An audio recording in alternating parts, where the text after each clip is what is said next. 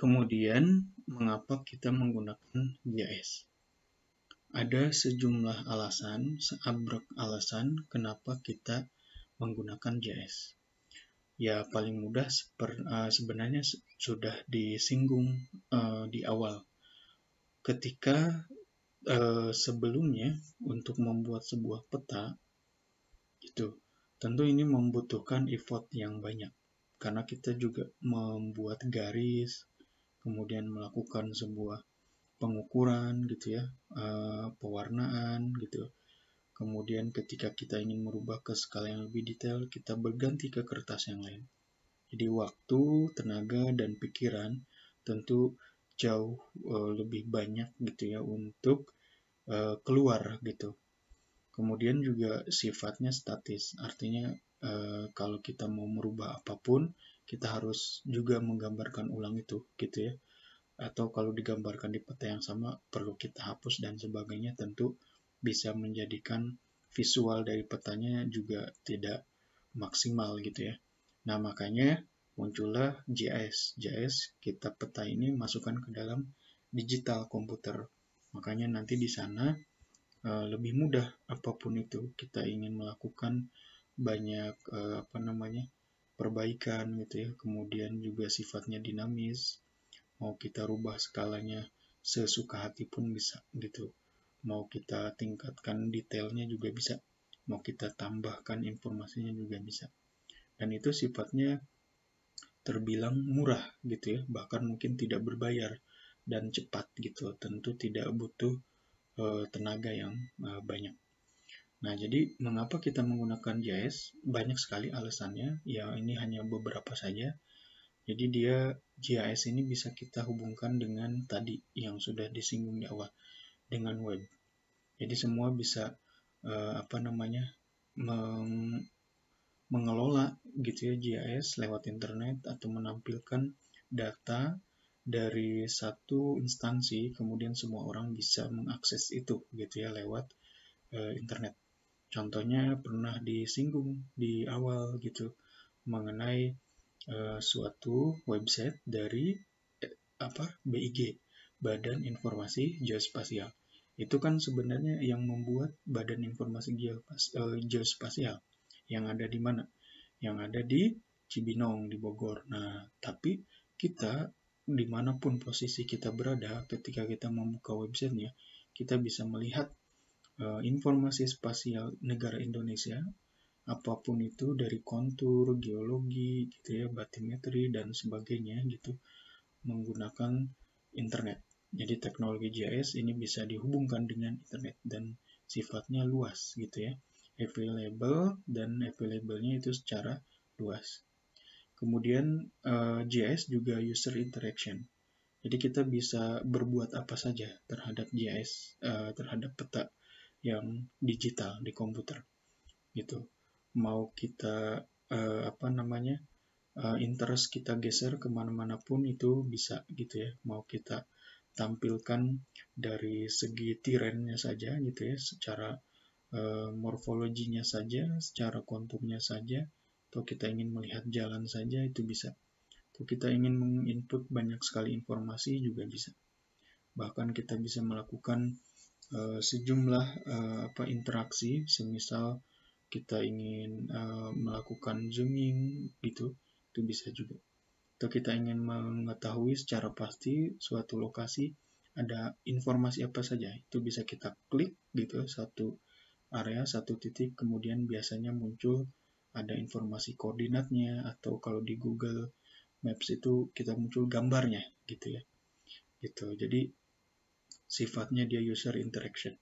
Kemudian di GIS ini juga dia biasanya memiliki aplikasi-aplikasi yang banyak gitu. Aplikasinya untuk spatial analisis gitu ya, untuk membuat kemiringan lereng gitu. Kemudian untuk multi kriteria analisis gitu ya, dari beberapa peta tematik digabungkan untuk menentukan suatu site selection. Jadi penentuan lokasi berdasarkan kriteria beberapa peta itu bisa juga. Atau kita ingin mengolah data citra landscape kita. Itu data yang diambil oleh satelit mengenai citra bumi kita. kita ingin menganalisis kira-kira bagaimana morfologi gitu ya suatu daerah terdiri dari perbukitan, kemudian dataran, dan lain-lain gitu. Jadi kita ingin menentukan suatu kelurusan dari punggungan sebagai sebuah zona sesar. Atau kita ingin menentukan suatu area yang layak untuk menjadi sebuah kawasan atau sebuah tempat.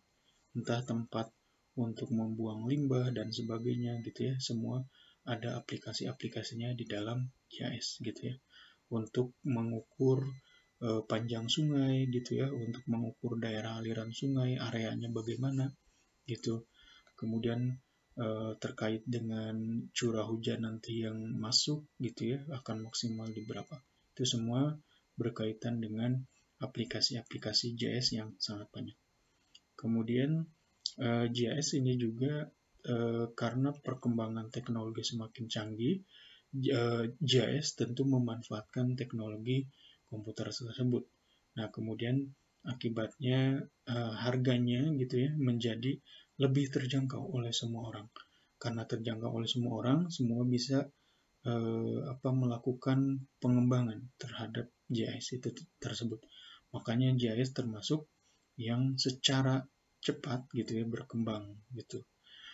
Kemudian di sini GIS juga kalau kita untuk visual peta, data manajemen dan analisis itu bisa dilakukan pada platform yang sama. Bayangkan ketika kita masih manual untuk memvisualisasikan skala 1:10.000 dengan skala 1:100.000, kita harus membuat peta yang baru gitu dan butuh resources yang banyak gitu. Nah, sedangkan kalau di GIS bisa kita lakukan sesuka hati kita ya, visualisasi. Kemudian datanya juga bisa jadi sangat banyak gitu. Data-datanya bisa mungkin dari giga sampai ke petabyte gitu ya, tera dan sebagainya. Nah, dan juga bisa menganalisis beragam banyak sekali data dalam satu platform yang sama gitu, dan juga bisa dihubungkan dengan software-software yang lain gitu ya. Nah, tentu ini adalah sebuah teknologi yang lebih baik gitu ya dibanding kita membuat sebuah peta manual yang serba statis. Nah, kemudian GIS ini tentu karena dia banyak dikembangkan oleh orang-orang yang merupakan sebuah akumulasi dari pengalaman-pengalaman sebelumnya gitu ya. Kemudian di sini juga GIS itu merupakan sebuah kesadaran gitu ya bahwa banyak sekali pengambilan keputusan itu memiliki dimensi geografis. Seorang katakanlah ya seorang yang punya bisnis di bidang kuliner, ketika dia ingin membuka cabang, tentu dia harus ada decision making dari segi geografis. Tidak mungkin dia mengambil cabangnya di pedalaman gitu ya. Dia tentu mencari lokasi-lokasi yang strategis yang bisa menarik banyak konsumen gitu. Kemudian bagaimana kalau misal suatu daerah gitu ya ingin membangun untuk area pembuangan limbah. Tentu tidak mencari area yang dekat dengan rumah penduduk karena bisa mencemari tanahnya, mencemari airnya. Jadi banyak sekali dimensi geografis.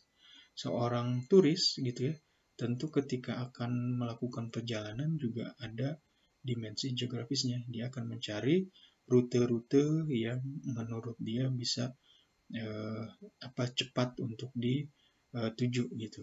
Jadi banyak dimensi-dimensi geografis dari banyak keputusan gitu ya menggunakan dimensi geografis. Dan banyak sekali hal-hal yang bisa kita cari ya gitu. Termasuk bagaimana ketika misal ada sebuah kebakaran gitu ya di jalan tol gitu atau kecelakaan, nah tentu itu juga ada dimensi geografisnya.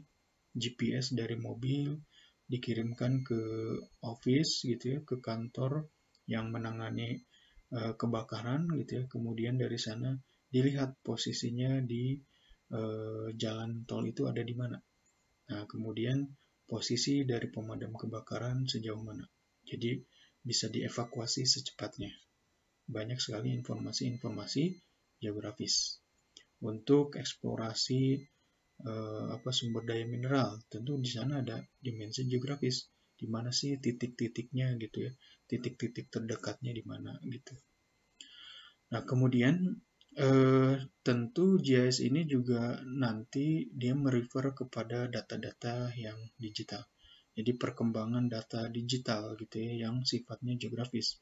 Seperti teknologi dari GPS ini, Global Positioning System. Nah, di sana akibat dari kemudahannya, kemudian juga user interaction, kemudian bisa diakses semua orang, harganya terjangkau gitu ya, banyak sekali aplikasinya.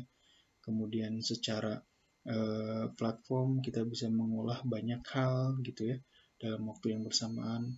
Kemudian terus dikembangkan lagi oleh banyak orang gitu. Dan kita mau tidak mau menerima kenyataan bahwa banyak sekali kebutuhan kita itu berkaitan dengan geografis, kemudian juga teknologi-teknologi GPS makin berkembang dan sebagainya, data-data digital bisa kita akses secara free bahkan ya hampir tidak berbayar saat ini gitu. Itu menjadikan keunggulan-keunggulan mengapa kita menggunakan GIS.